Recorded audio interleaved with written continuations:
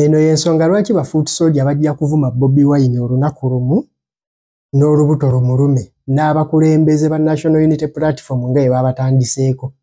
We twatandikira okukyogera ebiseera bye tali tekikkirizika kuba baali tebannalowooza nti balivuma ne ku Nyanzi, baali tebannalowooza nti balivuma ne ku Ssenyonyi.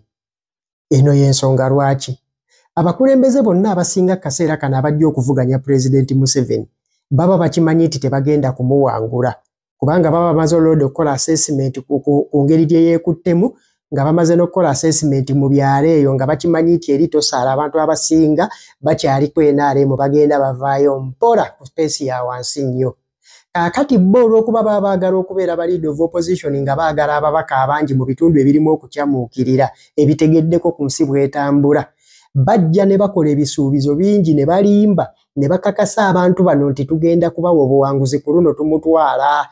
Ne babagamba ffenna entegeka gye twetegese bali abalala bulijjo babalimba eri fake opposition ye failure opposition.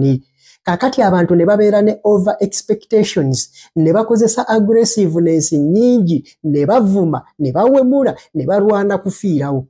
Kakati oluvannyuma nga bamaze okulwana ebyo byonna akalulu kaggwa nga President Museveni awangudde ate n'alayira n'atuula ne mu ntebe n'abanga afuga. Kati ate bano ne balayira okubeera bammemba ba parliament ne batwala ebyaba leader of opposition ne babeera mu gavumenti nga beeyagala nga bali oli ayinza okuba mu Uganda nga ka business kaafa. Kati aba diaspora ekigenda okubafuula ab'ettabbu ennyo lwaki b'engeri gye baba nti bamanyi bali wala bavumira ddala ne bawemula buli mukulembeze ali mu gavumenti. Kati bw'omala okuvuma abali mu buyinza bonna kitegeeza weetaddeko olukomera nti tokyasobola kudda Uganda mu kaseera ako nga gavumenti eyo yeeriko. Naye olwetaddeko ng'oli akkakasizza nti agenda kuyisaawo eyiye obe ng'osobola okudda e Kampala weeyagale. Kati ogenda okumaliriza ng'eno ekomyewo kati ate oliye n'asigala ng'atambuza obulamu bwe nga ggwe gy'oli weetaddeko olukomera tosobola kukola ki, tosobola kuvaayo. Abamu ku mmwe olina kojjaawo gwe wanyiigira lwa nsonga ku lunaku lwa graduation yajja n'akugamba mpa empapula zo nnina kye ŋŋenda okukukolera. Kati n'obeera waawo ng'osuubira omulimu nga weesunga n'atagukufunira n'akulimba n'ataddamu kukwata simu zo. Kati n'onyiiga n'ojjula obusungu ekyo bannabyabufuzi abali ku ludda oluvuganya kye bakola abantu. Kaakati olwaleero bwe bakeera ku makya ne balabanga mmwe mukyatuula bawulira eŋŋambo buli nnaku ate parliament yalidde zino ate ono yalidde ziri ng'oli ali sitaaka mu kayumba oba mu kaluumu kamu mu diaspora nga tasobola kudda Kampala gwe ng'akulaba oddayo ewaka n'okiisinga mutabani wo ku kyenyi n'owa ku mwana wo haaga ye atandika okufyuminga n'agamba bano batulimba balimbyabo bo banyumirwa. Kaakati buli radicalizinga abantu abo n'obatwala to the maximum bajja tuuka ekiseera nga tebalina kyakukola okuggyako okulaba gwe ng'omulabe era bajja kuvuma paka kuwulira bubi. Bino ebiseera ebisinga tubyogera abantu babirabanga ebiri ewala. Ne ku luno Bobi Wine atambuza campaign ng'alaga abantu bano nti ate ku luno yeetegese nnyo, ku luno ekintu kigenda baddemu bavume baddemu batabangule. Omuntu ajja tuuka ekiseera ng'okudda e Kampala alina okulaga abali mu buyinza at least nkyali nabo agenda kibalaga atya nga bwe yabalaga nti tali nabo ng'ayita mu kubavuma ku lulwo wajja okuvuma ku lwabo asobole okuba nga addeeka. Bannabyabufuzi abamu balina kugamba abantu mazima ge bataagala kuwulira nti enkyukakyuka eba prosesi eba egenda kutwala akadde nga bazimba nzimbe ne kati bo babatwala ku climax y'enkya kiggwa. Ojja ogenderera omuntu yenna, omuntu tosobola kulunda ggoonya ng'ogirunda nga kapeeti.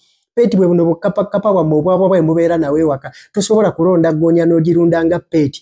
Oba oli mu gavumenti oba oli ku opposition ng'oradicalizinga abavubuka okuvuma n'okubeera anirule n'okubeera balongo doers. Time will come and that turns against you eyo Yoshua ddiiru kubanga kyosiga kyokungula. Obuyinza gye buli muganda waffe abumanyi. Obuyinza buli mu bantu naye ate waliwo abalina obuyinza ku ggwanga Uganda.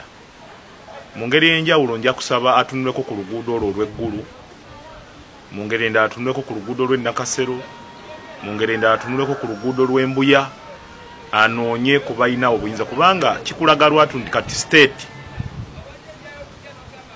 NRM as a ruling party omusango guno gulinamu interest y'amaanyi.